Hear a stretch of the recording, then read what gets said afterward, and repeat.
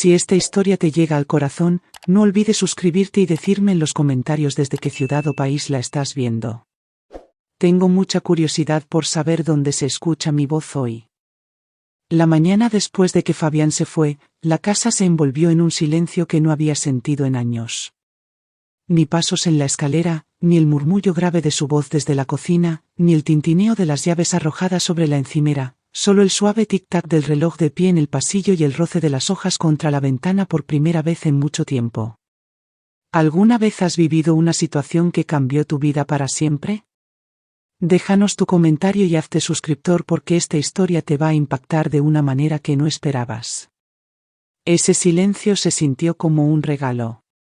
Preparé café y me senté junto a la ventana, dejando que el vapor me acariciara el rostro. Mi hijo se había ido la noche anterior en un viaje de trabajo que dijo era importante. Aunque los detalles eran vagos, prometió estar fuera menos de una semana, y yo fingí que me importaba de una u otra forma. En verdad, esa pausa en su presencia era como tomar aire tras un tiempo de asfixia. No tenía obligaciones con nadie más que conmigo misma por los próximos días, y planeaba aprovecharlo. Mis ojos se deslizaron hacia la pequeña puerta blanca bajo la escalera del vestíbulo. Ese espacio siempre había sido un fastidio, un cajón desastre para trastos, cajas y cosas olvidadas. Fabián se había empeñado en arreglarlo hacía meses, reparando el marco y ajustando las bisagras. Era meticuloso, casi obsesivo con los detalles. Por eso ahora esa puerta me inquietaba. Había estado en mi lista de pendientes por meses, pero siempre encontraba excusas para evitarla. Con el café en la mano, me agaché para abrir la puerta. El polvo me recibió primero, un aliento rancio de abandono. Aparté una aspiradora vieja y un montón de luces navideñas, anotando mentalmente tirar la mayoría. Entonces lo vi, una tabla de madera ligeramente desalineada, apenas noticiable a menos que la buscaras. Mi mano se congeló. Fabián nunca habría dejado algo torcido. Dejé la taza con cuidado, el líquido rozando el borde. Me acerqué más y toqué la tabla. Se movió bajo mis dedos, suelta como si no perteneciera al suelo. Mi pulso se aceleró. Respiré hondo, mi mano flotando sobre la tabla, sabiendo que al levantarla, lo que encontrara debajo no me dejaría en paz. La madera cedió con un crujido y debajo apareció un hueco no más grande que una caja de zapatos. Dentro había una caja de seguridad gris, opaca, fría al tacto mientras la sacaba. Mi corazón latía en mis oídos. Fabián había construido esas escaleras con sus propias manos. ¿Por qué escondería algo aquí? La llevé a la mesa de la cocina, quitando el polvo de la tapa. El dial de la combinación me desafiaba. Mis dedos temblaron mientras giraba la rueda. Nuestra fecha de aniversario, nada. La fecha de graduación de Fabián, seguía cerrada. Suspiré recostándome y probé el número grabado en mi memoria desde el día que lo tuve en brazos, su cumpleaños. El mecanismo hizo clic con una contundencia que me erizó la piel. La tapa chirrió al abrirse y dentro había pilas ordenadas de papeles, cada uno doblado con la precisión implacable de Fabián. Al principio pensé que serían documentos de trabajo, pero entonces mi nombre saltó en letras grandes, Amalia Torres. Leí la primera página, mi visión nublándose. Formularios de ingreso a una residencia de cuidado. Un borrador de evaluación médica sin firmar, pero ya redactado, alegando capacidad disminuida. Detrás, un poder notarial preparado, otorgándole a Fabián control total de mis bienes. Otro paquete detallaba la transferencia de mi casa a su nombre. Mi mano voló a mi boca, la habitación se tambaleó. Empujé los papeles, pero las palabras se grabaron en mí, imposibles de ignorar. Mi hijo, mi único hijo, había planeado un futuro donde yo estaría encerrada, silenciada, borrada de la vida que construí. Retrocedí tambaleándome, aferrándome a la silla como si el suelo mismo me hubiera traicionado. El silencio de la casa ya no era paz, era una trampa cerrándose sobre mí. Y en ese silencio, la verdad se asentó pesada en mi pecho. Fabián no solo planeaba mi cuidado, planeaba mi desaparición. Me hundí en la silla más cercana, los papeles esparcidos como un mapa de traición. Mis manos no dejaban de temblar, y en el silencio de la casa, el eco de otro abandono se removió. Cuando Fabián tenía 7 años, su padre nos dejó. Todavía recuerdo esa noche, la puerta azotada, la discusión amortiguada que se filtró por las paredes delgadas y la vergüenza de los murmullos que nos persiguieron en el pequeño pueblo de San Miguel de Allende donde vivíamos. No murió, eligió a otra mujer, otra vida. Me dije que era lo bastante fuerte para criar a Fabián sola, que sería padre y madre, protectora y proveedora. Así que trabajé 2 empleos, a veces 3, días en el comedor, noches limpiando oficinas, fines de semana cosiendo ropa. Mi cuerpo dolía, mis manos se agrietaban por el detergente y el cloro, pero nunca dejé que Fabián me viera quebrarme. Me aseguré de que tuviera los útiles escolares más nuevos, que pudiera ir a excursiones, que nunca sintiera la carencia que yo sentía cada noche al volver a una cama vacía. Me negué todo lo que no era esencial. Los vestidos que amaba se quedaban en las perchas de las tiendas. Las vacaciones solo existían en las revistas que apilaba entre clientes. Le di todo lo que tenía, mi tiempo, mi fuerza, mi juventud. Solía susurrarme que, mientras él supiera que era amado, nada de eso sería en vano. Y ahora, mirando esos papeles, sentí la crueldad de la ironía cortándome más hondo que cualquier cuchillo.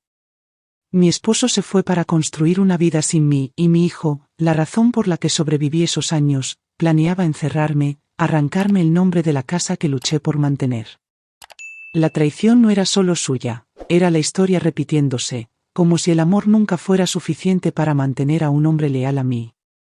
La silla crujió cuando me levanté, el peso de 2 abandonos oprimiéndome el pecho, y volví mis ojos a los documentos que prometían un futuro que no permitiría. Me obligué a sentarme y juntar los papeles en una pila. El shock inicial casi me deshizo, pero ahora necesitaba leer. No ojear, no mirar de reojo, leer de verdad lo que Fabián había planeado. La primera página tenía el membrete de un bufete en Guadalajara, cortés y profesional. Describía procedimientos para establecer una tutela sobre un familiar cuya capacidad de juicio podría estar afectada.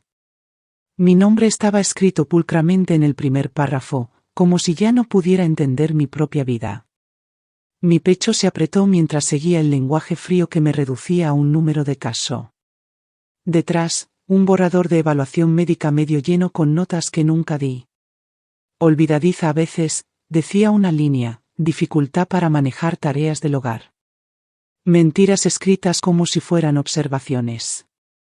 Fabián debía haberlas recopilado con ayuda, alguien alimentándolo con las palabras que necesitaba para su caso.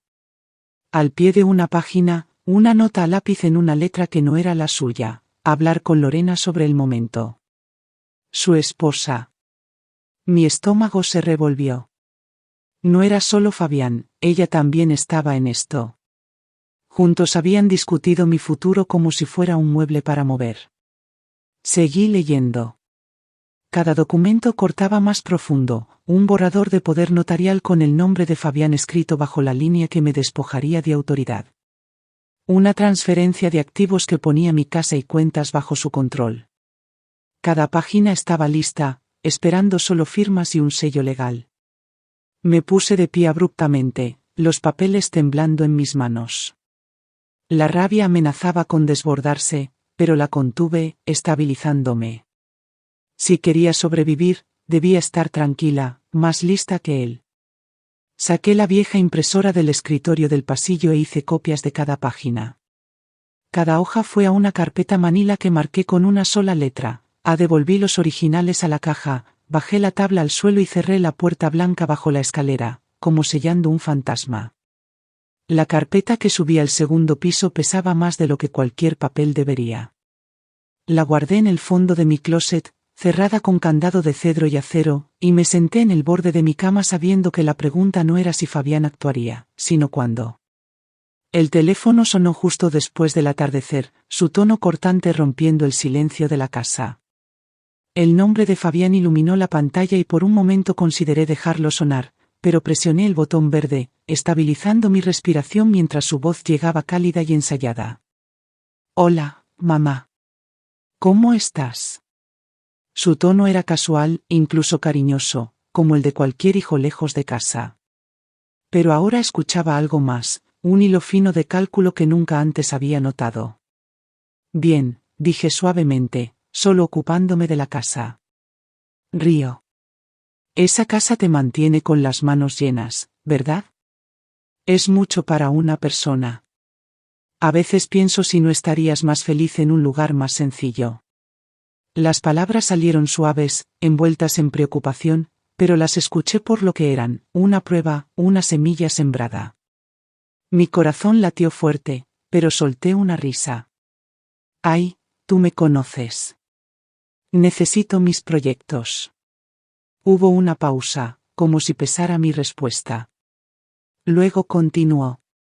Solo me preocupo por ti, mamá, por tu seguridad. ¿Sabes qué pasa cuando ya no quieras lidiar con todo?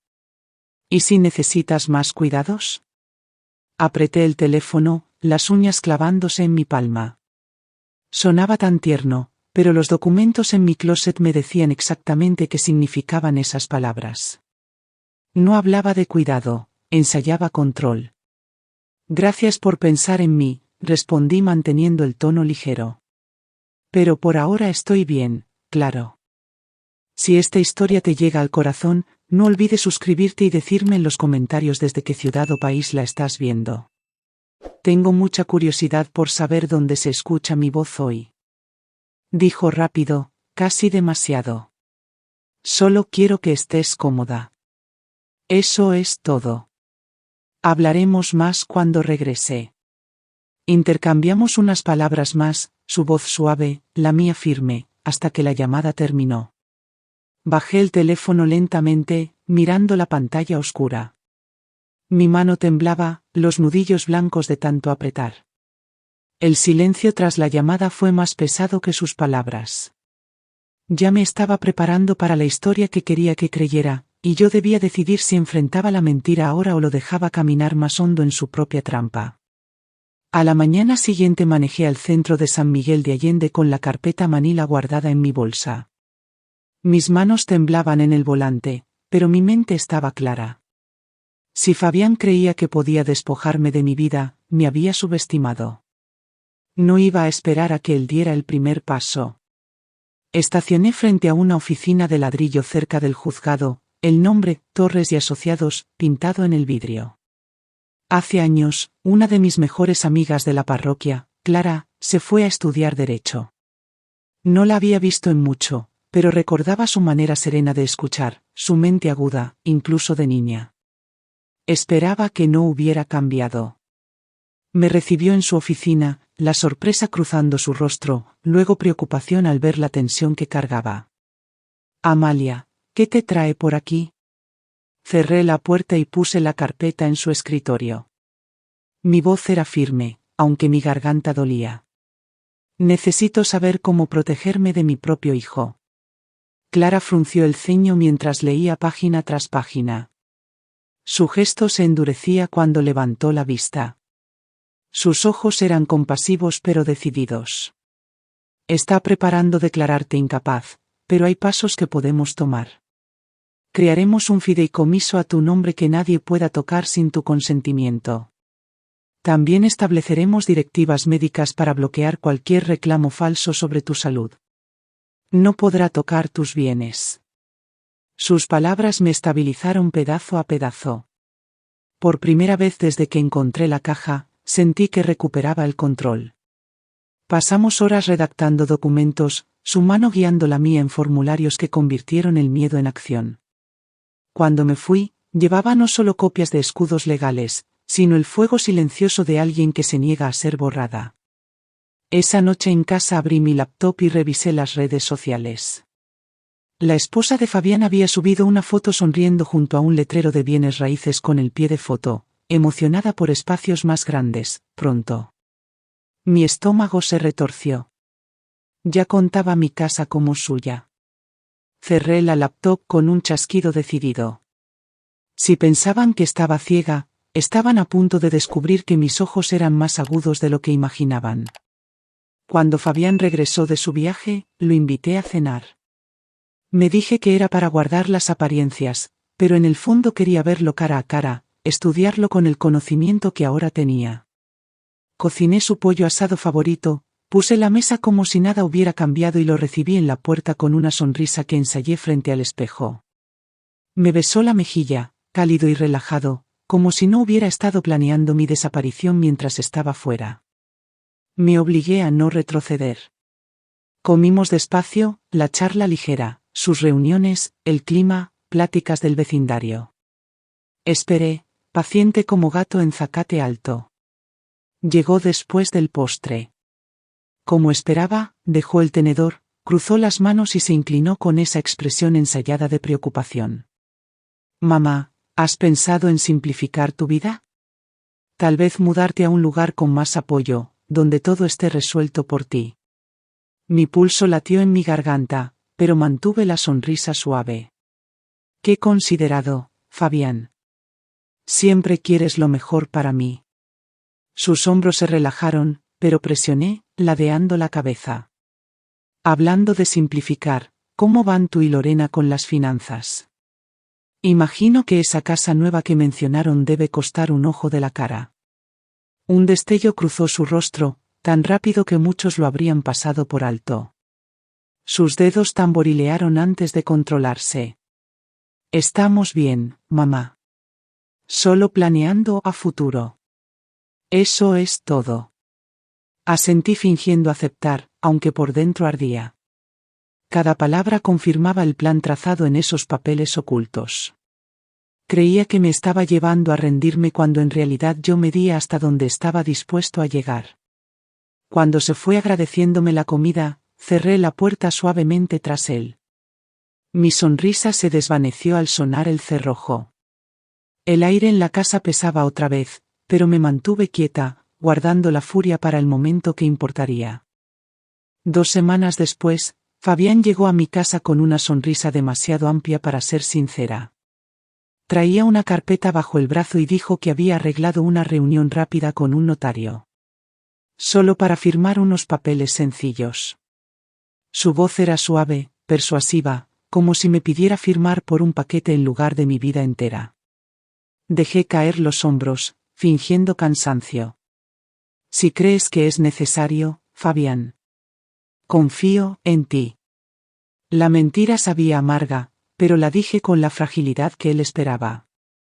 La oficina era pequeña, paredes beige con certificados, el notario cortés pero distante. Fabián me guió a la silla, su mano en mi hombro como tranquilizando a una mujer frágil que no puede sola. El gesto me hizo hervir la piel. Puso los papeles frente a mí, cada uno cargando el peso de su traición. Tomé la pluma, la sostuve en el aire y la dejé. Mis ojos encontraron los suyos. Antes de firmar, creo que deberíamos revisar unos documentos míos. La confusión cruzó su rostro. Metí la mano en mi bolsa y puse la carpeta en la mesa, las copias que hice, su nombre, sus notas, cada paso de su plan al descubierto. Sus ojos se abrieron, la sangre abandonando sus mejillas. La puerta se abrió silenciosamente detrás de él y Clara entró, maletín en mano. Representaré a la señora Torres de ahora en adelante, dijo con calma. La boca de Fabián se abrió, luego se cerró. Miró de mí a la abogada y al notario, el pánico rompiendo su fachada pulida. La máscara se quebró y por primera vez vino a un hijo confiado, sino a un hombre acorralado, atrapado en su propio juego. Crucé las manos sobre la mesa. Esto termina hoy, Fabián. El silencio que siguió fue más denso que cualquier palabra que pudiera pronunciar, y en él sentí el equilibrio inclinarse completamente a mi favor. La tormenta estalló al volver a la casa. Fabián azotó la puerta tan fuerte que el marco tembló, su voz alzándose antes de que me quitara el abrigo. «Has destruido todo», gritó paseándose como animal enjaulado. «¿Tienes idea de lo que hiciste? Era mi futuro. Lo arruinaste». Lo observé, al hijo que alguna vez acuné en noches sin dormir, ahora escupiendo veneno en las paredes que construí para protegerlo. Su rostro estaba torcido por la furia, las venas tensas, pero bajo la rabia vi lo que siempre estuvo ahí: miedo, debilidad y la ambición de un hombre que se convenció de que tomar de su madre era sobrevivir. No arruiné tu futuro, dije con calma, mi voz firme en la tormenta. Lo hiciste tú en el momento en que decidiste que mi vida te pertenecía. Se congeló, su boca abriéndose, cerrándose, luego curvándose en amargura. Lo hice por nosotros, por estabilidad. No entiendes.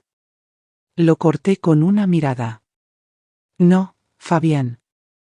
Entiendo más de lo que crees, y después de hoy nunca tendrás poder sobre mí otra vez. Las palabras pesaron entre nosotros. Sus hombros se hundieron, su furia desinflándose como llanta pinchada. Por primera vez lo vi pequeño, pequeño y ordinario, despojado de las grandes ilusiones con las que alguna vez lo envolví. Me di la vuelta, no para escapar, sino porque no había nada en su rostro que necesitara ver. La decisión ya estaba tomada. Esa noche, cuando la casa se aquietó, comencé a planear no su futuro, sino el mío. En un mes, la casa dejó de ser mía. Firmé los papeles sin dudar, las paredes que cargaron amor y traición, pasando a extraños que nunca sabrían el peso que alguna vez sostuvieron. Empaqué solo lo que quería, dejando atrás las reliquias de una vida construida en sacrificio y rota por el engaño. Mi nuevo hogar era más pequeño, cerca de la costa de Puerto Vallarta, sus ventanas abiertas al aire salado. La primera noche que dormí ahí no soñé con Fabián ni con las sombras de sus planes. Soñé con el océano infinito e intocable. Con la guía de Clara, puse mis finanzas donde nadie, ni siquiera la sangre, pudiera alcanzarlas.